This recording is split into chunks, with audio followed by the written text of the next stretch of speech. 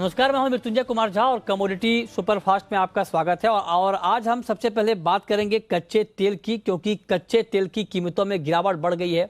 और इस वक्त अगर आप देखें तो एमसीएक्स पर कच्चा तेल करीब करीब 2.5% नीचे ट्रेड कर रहा है और ब्रेंट और WTI क्रूड के दाम भी 1.5% के करीब गिरे हैं।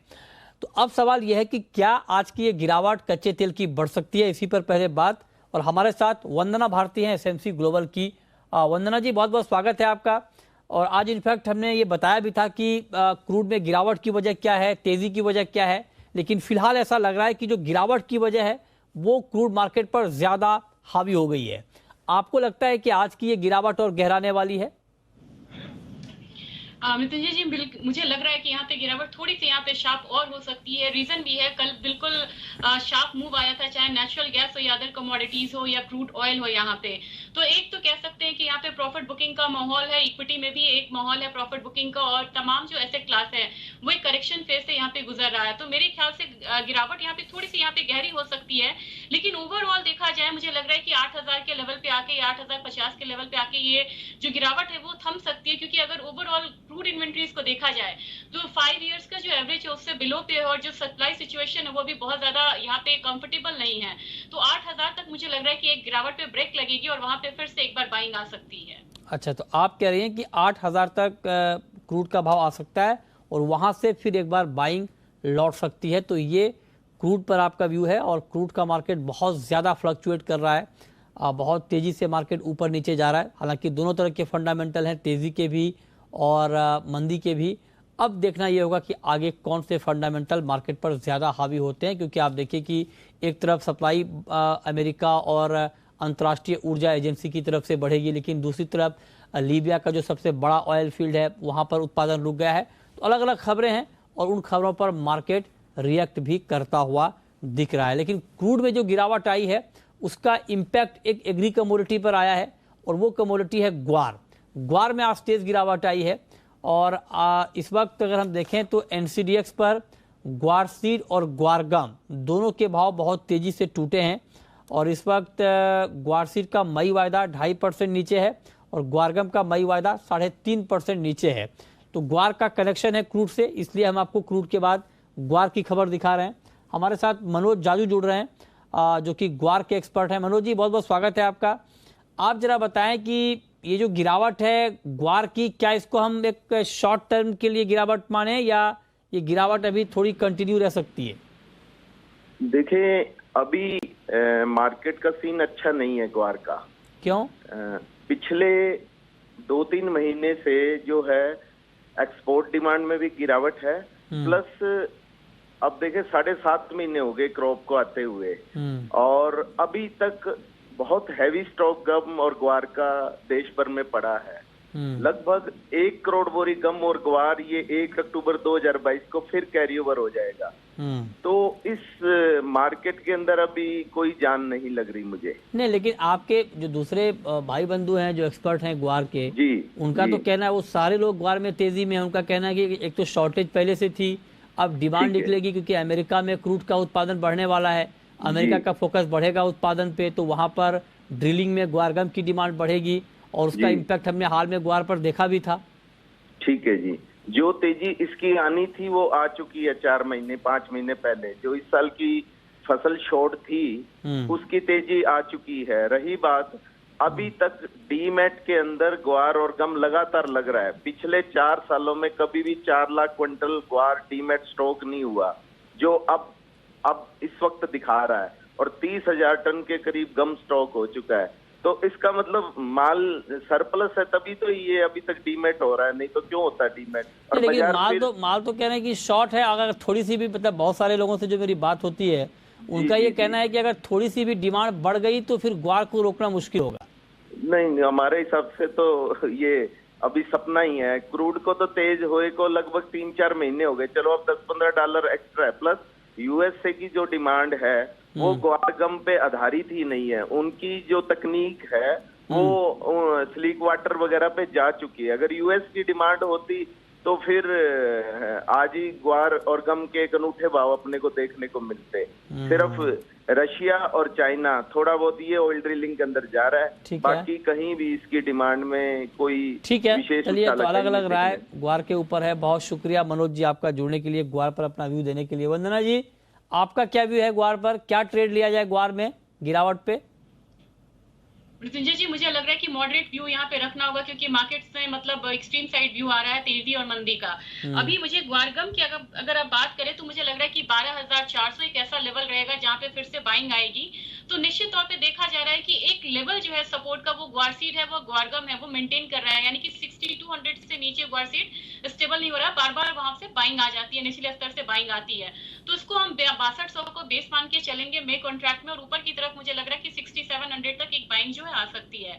सिमिलरली मुझे लग रहा है कि अगर नीचे की तरफ अगर 12,600 के करीब ये प्राइसेस आते हैं तो वहां पे बाइंग करनी चाहिए, थोड़ा सा 100-200 रुपए नीचे, और 13,100 को ऊपर की तरफ टारगेट करना चाहिए ग्वारगम में। तो ऐसे मार्केट में हमें बिल्कुल रियलिस्टिक मॉडरेट टारगेट को लेके प्रॉफिट बुक करनी चाहिए, ट्रेडिंग करनी चाहिए। ओके, ठीक है। तो ये राय आपकी हो गई ग्वार के ऊपर कि ग्वार में अभी करना क्या है। चलिए, अब हम आते हैं गोल्ड पे, और गोल्ड का मार्केट बहुत ही रेंज में ट्रेड कर रहा है। 43 रुपए ऊपर है एमसीएक्स पर गोल्ड में है, और 53,300 के आसपास ट्रेड कर रहा है। चांदी में भी बहुत ही रेंज का ट्रेड। आज के लिए आप बताएं कि गोल्ड और सिल्वर ये दो काउंटर ट्रेड के लिहाज से कैसे हैं?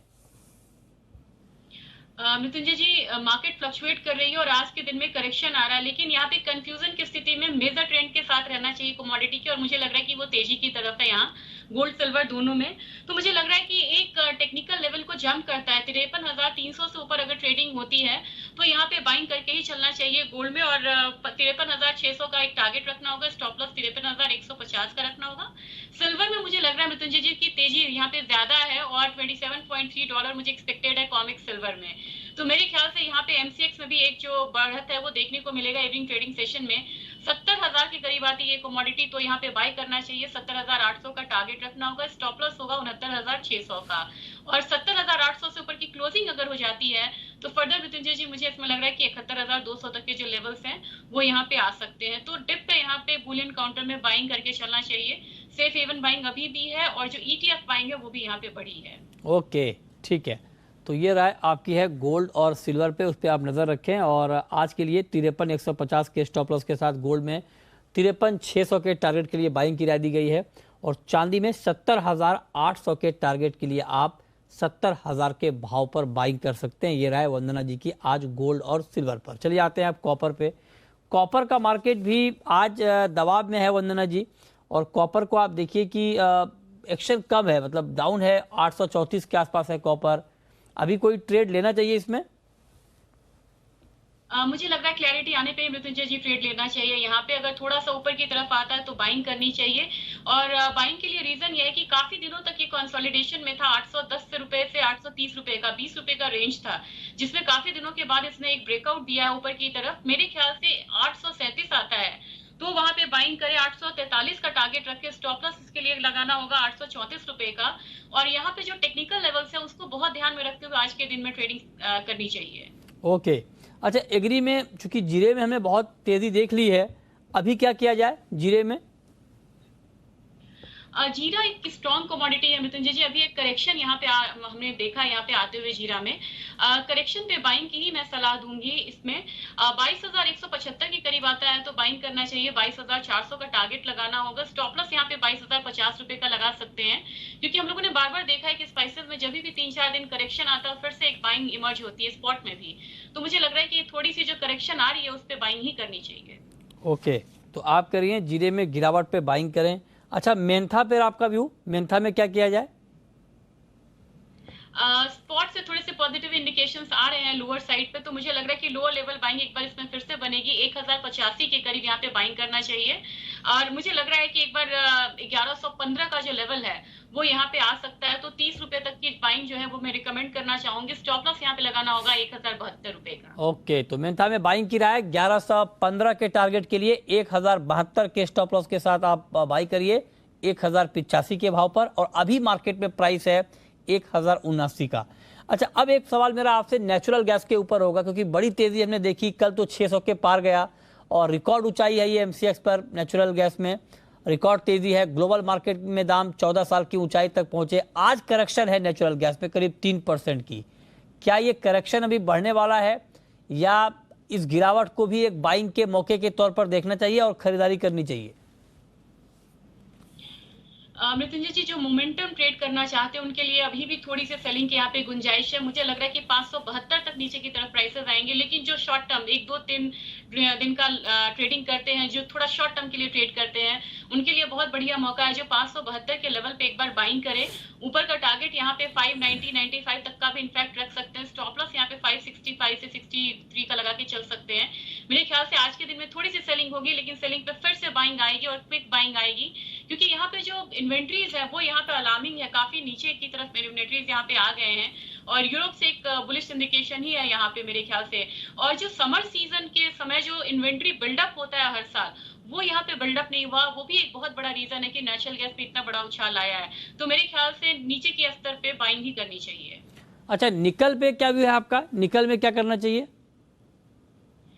निकल में हम लोगों ने कल एक अपसाइड आता हुआ देखा है। यहाँ पे मुझे लग रहा है कि निकल में थोड़ा सा यहाँ पे वेट एंड वॉच की स्ट्रैटेजी रहेगी और प्राइसेस एक बार 2585 के करीब जा सकता है यहाँ पे। तो मुझे लग रहा है कि इवनिंग ट्रेडिंग सेशन में अगर बाइंग रिटर्न आती है बेस मेटल में, तो एक बार हम देख सकते हैं 2585 का मे कॉन्ट्रैक्ट में प्राइसेस आते हुए। तो हल्की बाइंग जो है वो निकल में आ सकती है आज के दिन में। ठीक है, बहुत शुक्रिया वंदना जी आपका जुड़ने के लिए, बताने के लिए कहाँ पर कमाई के मौके बनेंगे।